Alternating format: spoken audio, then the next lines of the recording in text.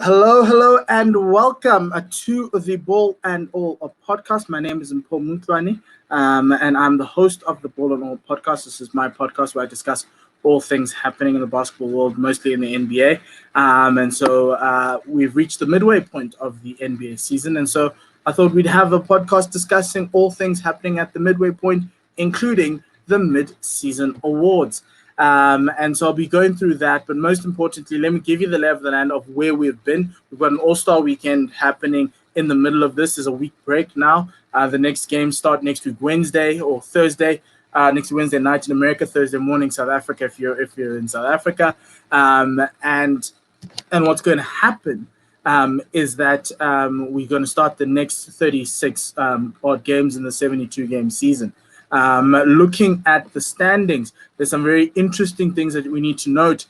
In the West, the Jazz are still leading, but something interesting happened this week. The Phoenix Suns, with a 4-game win streak, have now moved up to number 2 spot in the West. That's very intriguing because now they've pipped the Lakers and the Clippers. The Lakers have lost 7 of the last 10 games. The Clippers have lost 6 of the last 10 games, and so the West leads. The West reads as follows: the Jazz at 1, the Suns at 2, Lakers at 3, and the Clippers at 4. Trailblazers 5. Denver Nuggets are at 6. The Spurs are in 7, and the Mavericks are in 8. But remember, we've got play-in spots, so we have to look at 9 and 10 as well. The Warriors are in 9th. The Grizzlies are in 10th. The Pelicans, who have had a very topsy-turvy season, not because of COVID, just because of the play that they've had. They haven't been able to have consistent wins, to stack up consistent wins, are in 11th, 3 games behind the Grizzlies. It's going to be a hard one to overcome in the second half, with the Grizzlies expecting Jaren Jackson to come back in the second half of the season. So that's going to be quite interesting coming in from the West. In the East, it reads with the 76ers holding on to top spot, only half a game away from the Nets, who are in second. The Nets currently have the best record in the NBA, best record in the last 10 games in the NBA, 9 wins and 1 loss. They went through that West Coast road trip, and they came out with a couple of very nice wins there. Well, they won all their games there, and then they're still holding on to a home stand. The Bucks are in third. The Celtics are in fourth. They've turned it around. Last week, they had lost a few games. They were on a bit of a slide, but they were about to turn it around, and they've gone and won 3 on the bounce after that. The Knicks are the big surprise package. It's the first time in 20 years that the Knicks have reached I think it's the second time in 20 years that the Knicks have reached the halfway point of the season, having a record of above 500 record. The last time this happened was, I think, the year where they finished second in the Eastern Conference. That was, I think, in 2012, 2013. So it's very good things coming out of New York there. They are the second best defensive team in the league after the Lakers. So that's something to go by for Tom Thibodeau. And we're going to talk about that in the awards. Miami Heat have come back after the COVID nearly tore apart the entire season. They've come back with a run of 7 wins in the last 10 games. The Hornets are holding on in 7th. They're a nice surprise package as well. Raptors are in 8th. They're also coming back into the reckoning now as a playoff contender. The Raptors have always been a playoff contender, so it's very important. It's quite interesting that now they're coming through. They're a well-coached side, great defensive side. They're a former champion, and so they've got guys who know how to do this. And so it's good to see the Raptors coming back. They've gone through a COVID scale this past week where all their coaches, I think 5 of their coaches, were in the protocol, and some of the players were entering the protocol. I think there were some players who tested positive, so they're going to have to go through it. But the break is a blessing for them. If you want to consider that. The Chicago Bulls are in 7th. The Indiana Pacers are the Chicago Bulls are 9th. And the Pacers are in 10th. I'll just do the top 10 from each side. Now let's have a look at the All-Star game, the All-Star Day. It's a day. It's not a weekend. Normally it'd be a weekend. You'd have a weekend of activities. The Rising Stars Challenge. They've named the Rising Stars roster, but there won't be a game being played due to, obviously, COVID protocols. What they are going to have is the Taco Bell Skills Challenge, as well as the slam dunk contest. as well as the 3-point contest as well as a 3-point contest. And so it's it's actually quite interesting to see the rosters of the All-Star game for these contests. It's mostly guys who will be there over the weekend as All-Stars. So, for instance, the 3-point contest is a fully laden All-Star contest that starts at 1:30 South African time on Monday morning. Devin Booker, Jaylen Brown, Stephen Curry, Zach LaVine, Donovan Mitchell, Jason Tatum are all taking part in the 3-point contest. My money's on Stephen Curry on Stephen Curry. I think Devin Booker and Steph will be in the finals, but the others haven't had the greatest of seasons from three.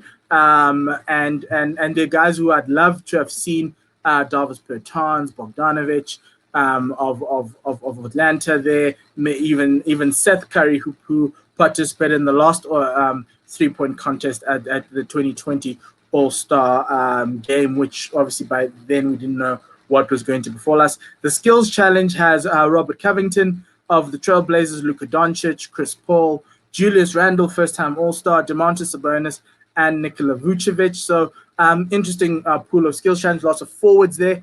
So that's going to be something to see if the forwards have the handles or not to win that challenge. And then you have the dunking contest, only 3 participants. The dunk contest, remember, this year is going to be at halftime of the All-Star challenge, of the All-Star game. So there you have the participants are Anthony Simons, Cassius Stanley, who is a forward from Indiana. He's a rookie. And then Obi Toppin, also a rookie as well. Anthony Simons, for those who don't know, from the Trailblazers, he is the backup point guard to the Trailblazers. Normally comes on with Gary Trent Jr. in that backcourt for the Trailblazers off the bench. So it's going to be very interesting to see whether there'll be some dunks, but not the usual names, So let's see what they bring. But let's move on to the All-Star game quickly, and then we'll move on to the mid-season awards. All-Star game last night.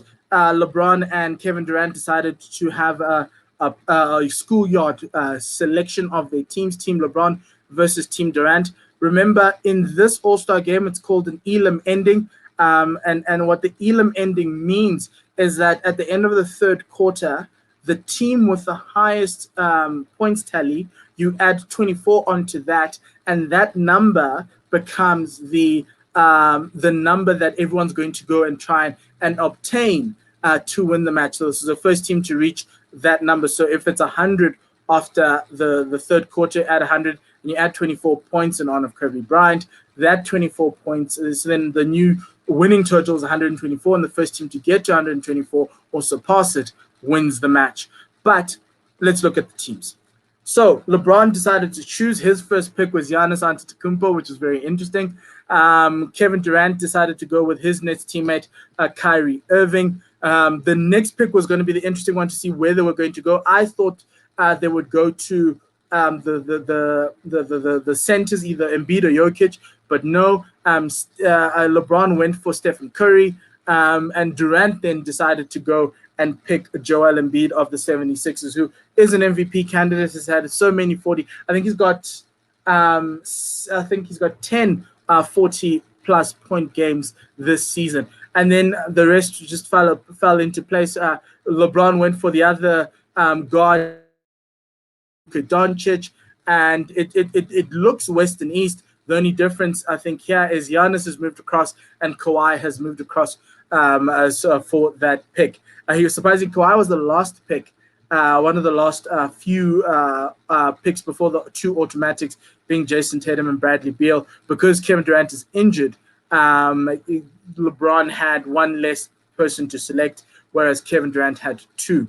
And obviously, Jason Tatum was pushed up to a starter because he had the highest number of votes after these 2, after all the of the remaining players in the reserves pool. From a reserves perspective, LeBron picked a very experienced and knowledgeable reserves bench: Lillard, Simmons, Chris Paul, Jaylen Brown, Paul George. He went for Sabonis and Gobert to close it out. The 2 Jasmine there at the bottom were picked last, with Durant picking Donovan Mitchell first and LeBron picking Gobert. In the Team Durant side, you've got a little bit more of the younger guys, the exciting guys, as you would call them, Devin Booker, Zion Williamson, Zach LaVine as a first time, so is Julius Randle, as well as Nikola Vucevic is a second-time All-Star. So very interesting teams. I'm very excited to watch this unfold. It's going to start at 3 a.m. South African time. So please do check it out. It's 8 p.m. Eastern time in the New York time zone, or in the Eastern time zone. If you'd like, if you're on that side of the world. Now, moving on to my mid-season awards, I wanted to have a discussion about my mid-season awards and decide in the middle of at the halfway point of the season who's leading what, who would be my my shoe-in for each of the awards. I've done quite a few. I've done 7 awards, so I'll try to run through them as quickly as possible. I'll start with the most important one, which is the MVP.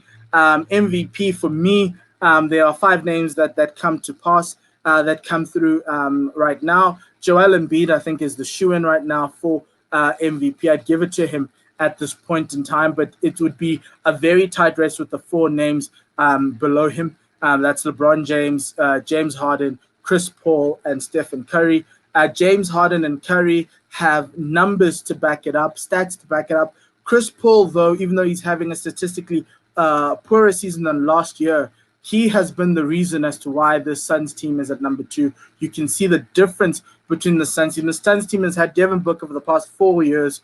Devin Booker has managed to only get them closer to, I think, 10th position in the West. This year, now they're at 2, and it's largely because of Chris Paul and for his ability to impact wins in a basketball game. I think there's 2 guys that everyone knows who can impact wins a lot. The one guy is LeBron James. The other guy is Chris Paul. And I think he needs to be in the reckoning for MVP. But right now, Joel Embiid is my MVP. The next one I wanted to go to was Coach of the Season. Coach of the Season, there are 3 candidates that I've eyed and I've put forward. One of them is Quinn Snyder. He is obviously the coach of the number 1 team in basketball, the Utah Jazz. They have had an incredible first half of the season, 27 and 8, 27 wins and 8 losses. Monty Williams of the Suns, the number 2 team in the West. He's done an incredible job with his team this year. And obviously with the addition of Chris Paul has really elevated this team to being a really great basketball team. They're moving the ball. They are playing some really great basketball and defending really well. And the other coach that I've put in, it was a toss-up between Tom Thibodeau and as well as Greg Popovich of the Spurs. The Spurs are playing some incredible basketball, but I thought I'd pick the coach of the team that has the number 2 best defense in the NBA. That is the Knicks. They're currently 5th in the West. They're above 500. It's something that Knicks fans haven't seen before. We've seen fans at Madison Square Garden jumping up and down, doing some crazy things because they haven't seen this team play. Have a record like this halfway through the season. So it's something to be proud of if you're a New York native or a New York Knicks supporter. The other award that I wanted to talk about is the 6th Man of the Year. There are 3 guys that I've earmarked. I think they've done really well. One is running away with it, and that is Jordan Clarkson of the Jazz. He is the number 2 scorer on this Utah Jazz team, averaging 18 points per game. Terrence Ross is averaging about 13 points per game for the Magic, coming off the bench. A really great 3-point shooter, giving them something. He's the number 3 scorer in that Magic team, and a team that has a Vucevic also, as well as an Aaron Gordon and Evan Fournier. He's coming through for them off the bench. Shake Milton of the 76ers, he's been the surprise package of this season. People kept on looking at the 76ers team thinking that they needed something extra on the bench, because if you looked at the bench, it looked very didn't look that strong. But I think Doc Rivers working with Shake Milton has really helped him elevate his game, and Doc Rivers has spoken about how Shake Milton has improved. His game has improved, and he's done that 13 points per game coming off the bench as the backup point guard, runs some really lovely sets with Dwight Howard and as well as Joel Embiid towards on the back end in clutch moments when Ben Simmons may or may not be there. There were a couple of games where Ben Simmons wasn't there and Shake Milton brought it through. The other award I wanted to talk about is Defensive Player of the Year. I have 3 candidates. Rudy Gobert of the Utah Jazz, Ben Simmons of the 76ers, and Miles Turner. I am torn between Rudy Gobert and Ben Simmons. I think Ben Simmons is arguably the best defender in the NBA. This season, he's showed everybody why he's such an incredible defender. Rudy Gobert, we know what he is. He's a two-time consecutive Defensive Player of the Year, and I think he's shown with the Jazz this year that he can do it. The Jazz are the only team in the NBA that are in the top 5 in defense and in offense. And then the last guy that I was considering, and someone that maybe in the second half of the season needs to do a little bit more to be considered, that's Miles Turner of the Pacers. He's currently leading the NBA in blocks per game. That's 3.4 blocks per game. Rudy Gobert is at about 2.4. So you can see 2.6. You can see that there's a little bit of a chasm there, but those are my Defensive Player of the Year candidates. And then the last few awards, I will go to the Rookie of the Year. Rookie of the Year, I've picked 3 guys: Tyrese Halliburton, LaMelo Ball, and Emmanuel Quickley. They have stood out for me. LaMelo Ball will be the Rookie of the Year at the end of the year. I think there is no doubt in that.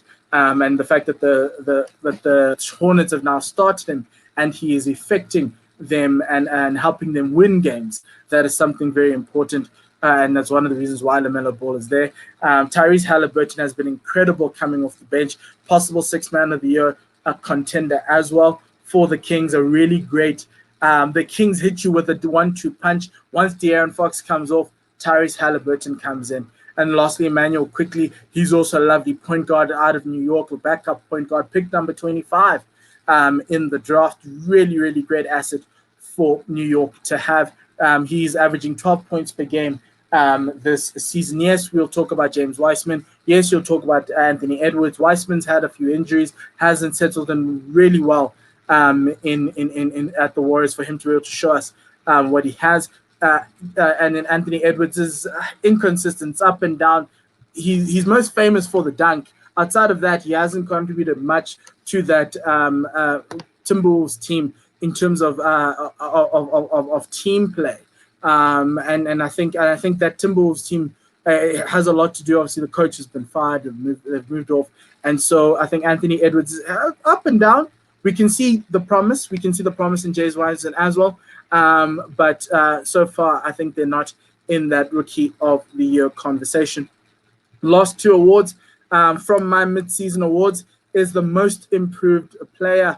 I've selected 3 guys. There's an obvious here because this one of them, Julius Randle, became an All-Star this year from not being an All-Star and being an interesting selection by the Knicks last year when they gave him that contract.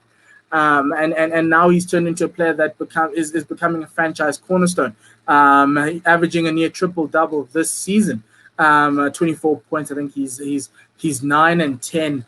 He's 9 and 9 on the rebounds and the assists, which is really good. And I'm loving that assist number is very high, adding a little bit more to Randall's game. Jeremy Grant averaging 23 points for the Pistons. He was a bench player for the Nuggets. He moved over to the Pistons, took the money. Everyone was surprised that he went to the Pistons when he had a sure thing with the Nuggets, who finished in the Western Conference Finals. Jeremy Grant then is doing really well, scoring 23 points for the Pistons.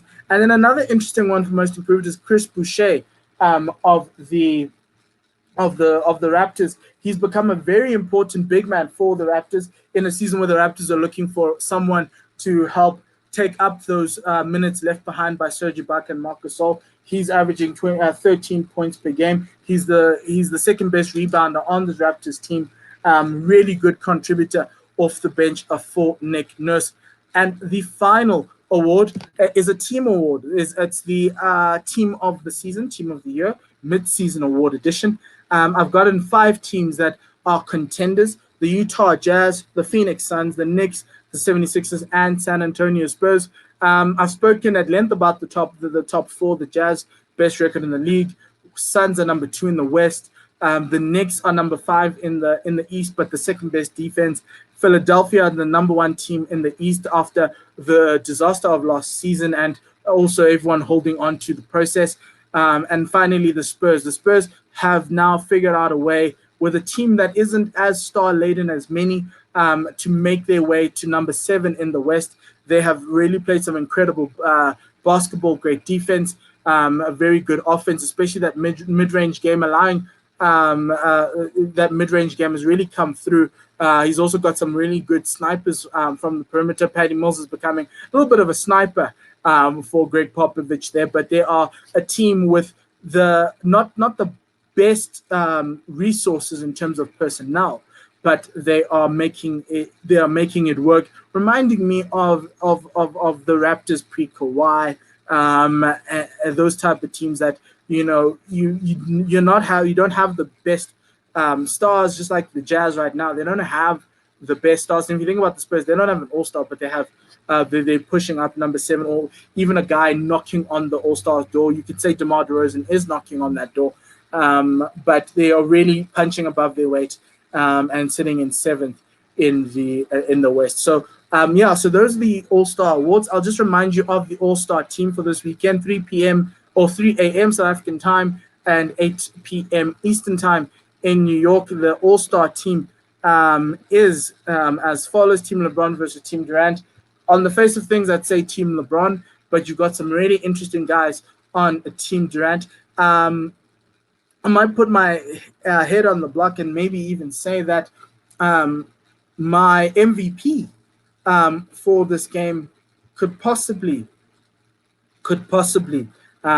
be either Stephen Curry or Luka Doncic. I think they might be having a really interesting All-Star game and putting it all down, but never discount anybody else. But I think maybe I have a feeling that it might just be Steph or Luka. But really, so there's no basketball this weekend, so everyone can have a little bit of a rest while teams prepare for the start of the next season, of the next half of the season, to see how the teams make their way over to the playoffs. Enjoy this weekend. Enjoy the All-Star game and all the challenges. And we'll be back again with the first look at the next part of the NBA season as everyone looks down to the All-Star Challenge. From myself and Paul, from On the Ball and All podcast. Remember to like, subscribe, and also to follow on the YouTube channel as well as on Twitter and Instagram. From myself and Paul Mukrani, and the Ball and All podcast. Till next week, let's sale.